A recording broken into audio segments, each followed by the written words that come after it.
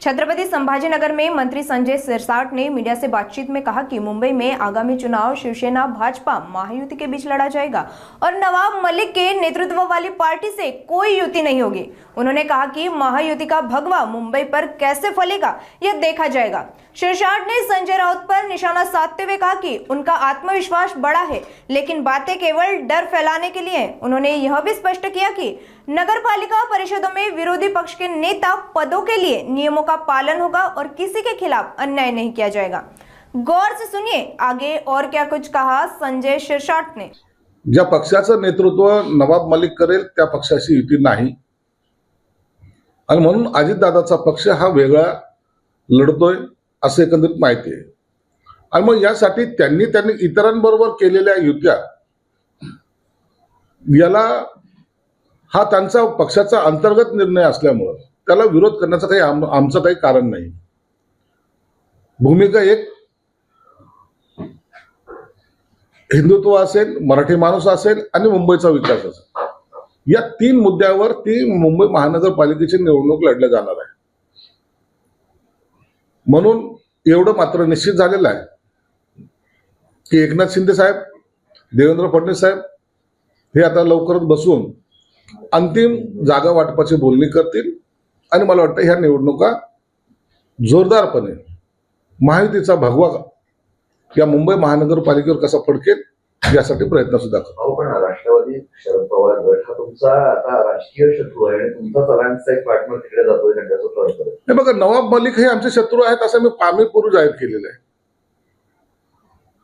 नवाब मलिकासाठी युती तुटते ना। आम्ही एकीकडे राष्ट्रप्रेमाच्या गप्पा मारायच्या, दुसरीकडे नवाब मलिक सरकारला घ्यायचं हे आम्हाला परवडणार नाहीये। ही भूमिका केलेली स्पष्ट। म्हणून आता त्यांनी शरद पवारांबरोबर युती करावी का कुणाबरोबर करावी हा त्यांचा वैयक्तिक प्रश्न झाला। पण नवाब मलिक ज्या पक्षात आहे तो पक्ष राज्यात सत्तेत आहे ना तुमच्यासोबत। नवाब मलिक जेव्हा जेलमधून सुटून आले त्यावेळेला सुद्धा आम्ही स्पष्टपणे सांगितलं होतं आणि त्याचा अंमलबजावणी अजितदादांनी सुद्धा केलेली आहे। नाही असं नाकारता येणार नाही। तेच त्यांना सत्तेत त्या वेळेला सुद्धा घेतलं नव्हतं आणि आता सुद्धा आम्ही त्यांच्या त्या नवाब मलिकीच्या भूमिकेच्या विरोधात आहोत। याच मुद्द्यावर संजय राऊत यांनी टीका केली आहे। ते म्हणतात की मलिकांना विरोध करणं हे ढोंग आहे, कारण त्यांचीच मुलगी सरकारला सपोर्ट करते। आणि असं सुप्रिया सुळे म्हणतात की नवाब मलिक चालतात पण त्यांची मुलगी चालत नाही। एखाद्याने केलेला एखादी गुन्हा हा त्यांच्या कुटुंबियावर टाकता येत नाही। मी खून केलाय, माझ्या मुलीला फासावर द्या असं म्हणणं कितपत योग्य आहे? म्हणून तिने जर तिची भूमिका एखाद्या वेळेला या सगळ्या पक्षाच्या विरोधात धोरण जर घेतलं किंवा इतर जर भूमिका तिने जर उठवली तर त्यावेळेला निश्चित तिचा सुद्धा विचार केला जाईल।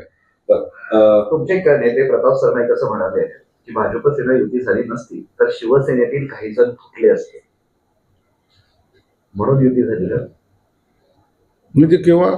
आता ही जर युती झाली नसती तर आमच्या पक्षातले अनेक लोक फुटले असते अशी भीती त्यांनी व्यक्त केली आहे, म्हणून युती झाली का असा प्रश्न नाही। तसं नाहीये। बघा, आम्ही जेव्हा उठाव केला त्या टायमाला उबाटाचे जे मुळात शिवसेनेचे अनेक नगरसेवकांनी एकनाथ शिंदे साहेबांच्या नेतृत्वावर विश्वास ठेवला। आम्हाला हिंदुत्व हे पाहिजे, तुम्ही बाळासाहेबांच्या विचाराने चाललेले आहात म्हणून आम्ही तुमच्या सोबत आहोत।